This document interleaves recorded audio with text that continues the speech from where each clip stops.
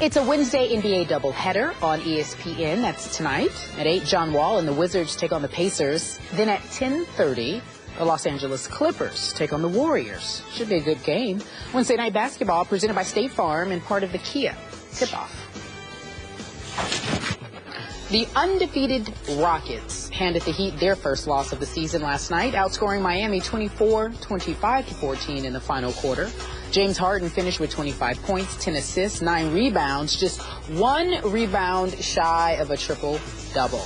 Houston is off to a 5-0 start. And according to Elias, the Rockets are the first team in NBA history to score at least 100 points and allow fewer than 100 points in each of his first 5 games of a season. So, Stephen A. Smith, I'm just looking at these numbers. Are you buying the Houston Rockets as a legitimate contender, this team right now? Well, that depends on your definition of a legitimate contender. If you're talking about somebody that's going to make the playoffs and possibly advance to the semifinals of the Western Conference, sure, I'm buying it. If you're talking about legitimate title contention, meaning finishing in the Final Four of the NBA, hell no, I'm not buying it at all. And by the way, I'd like to extend a level of congratulations to the Houston Rockets. You finally beat an NBA team. Congratulations. My hat's off to you. Oh. You beat the Miami Heat last night. Okay. Who did you play prior to the Miami Heat last night? You played the Lakers. You played the Utah Jazz. You played the Boston Celtics and the Philadelphia 76ers. What do you want, a cookie? You got Dwight Howard, one of the premier big men in the game. You've got a star in James Harden, who's averaging 27 a game, but shooting 38% from the field, by the way. Trevor Ariza is definitely an upgrade as far as I'm concerned from Chandler Parsons on the defensive end of the floor. Plus, he's giving you 17 points a game on 58% shooting. That's nice. But you still got the Terrence Jones of the world, the Patrick Beverleys of the world, and others. These brothers can play. They're hardcore. They'll go at it. They'll compete. But is this team visually, aesthetically better than what we saw from them last year? I don't think so. Not much. They just had a relatively weak schedule to start off the season. They did beat the Miami Heat last night. The Houston Rockets are a damn good basketball team. James Harden is a flat-out stud offensively. Dwight Howard is good for 17 and 10 a night at least. Trevor Ariza is an upgrade, but they're still not better than San Antonio. They're still not better than the Clippers. They're still not better than a healthy Oklahoma City squad once Durant and Westbrook come back. They're not better than the Portland Trailblazers, who took them out in the first round last year. I'm telling you right now, it's not happening. The Houston Rockets are what we think they are. They're a good team that's still missing a championship piece, period. And what would that piece be? I would say, you know what, I think they need better point guard play. Patrick Beverley is real tough, hard-nosed defensively. But the reason why I view him as a big-time backup as opposed to a starter, Skip, they need, when you look at the Damian Lillards, the Chris Pauls, the Tony Parkers, the Derrick Rose, the Russell Westbrooks of the world, James Harden needs somebody like that. I shouldn't say he needed because he really doesn't. But the Houston Rockets as a team need somebody at that position that can give you that level of production. And I also think they're going to regret letting a seat go because you needed that additional big body I would agree with that. to help Dwight Howard. Remember, Dwight Howard is 6'9.5" without shoes on. Remember that. Okay. I cringed when you brought up my Spurs, saying clearly the Spurs are better than the Rockets, because I must point out that last year during the regular season, the Rockets owned my Spurs. They beat them all 4 times, and it really wasn't even close any of those 4 times. But somehow my Spurs won it all by a record margin in the NBA Finals. And was it 5 or 6 games? I think it was. It was in 5. It was I think. in 5. Yeah. Okay. Anyway, back to the question. Yes. There's no way the Rockets would have beat the Spurs in the playoffs, by the way, but go ahead. I would agree. I do think there's a big way that at Houston on this Thursday night, that's a TNT game, I'm pretty sure, I think my Spurs have no shot in that game.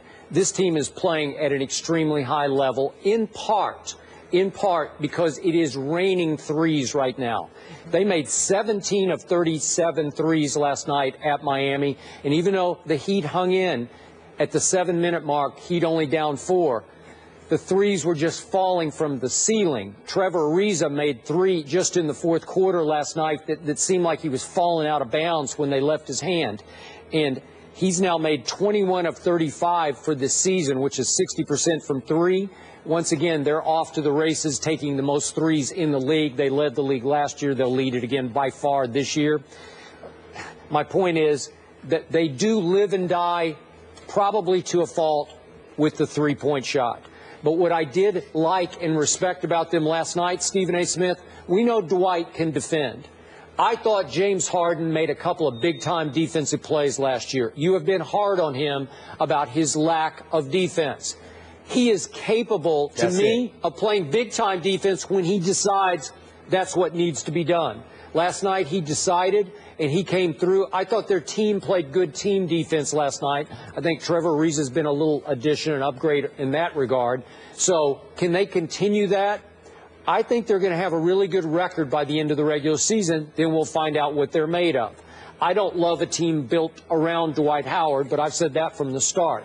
Sometimes that can be a little bit too much of a soft middle that you've built around. But I do like them so far. They're off to the races, man.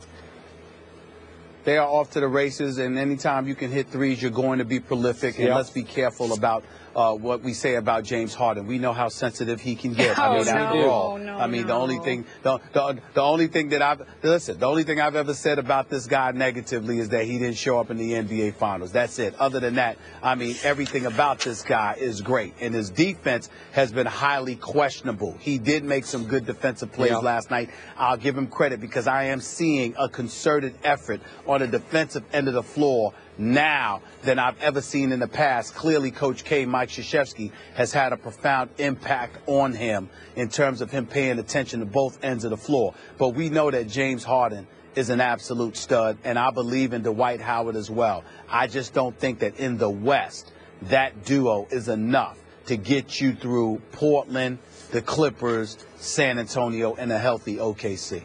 And, healthy OKC. But now I look at sort of the bottom of the playoff chart,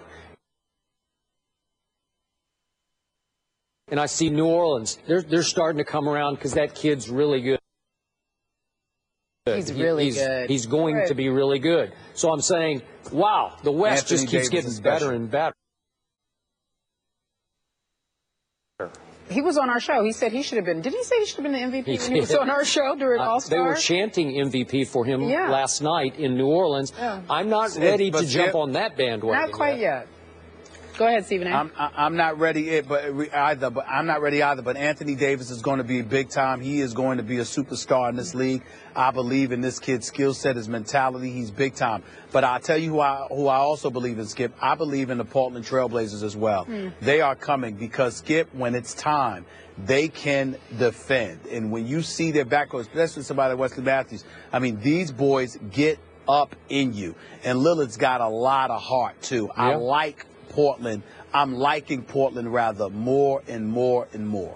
Stephen, I need you to help me take us to break because I want to ask you a question. It'll lead us to our next topic. Where can people find your radio show? What station are you on?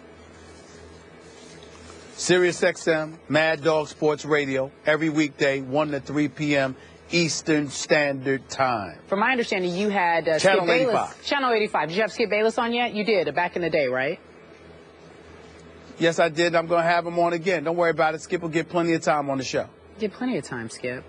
Don't worry about it. I'm okay. But you did have Jerry Rice on the show. And what did he talk about? He said something extremely interesting about one Jim Harbaugh. We will discuss what he said right after the break. Stick around, everyone.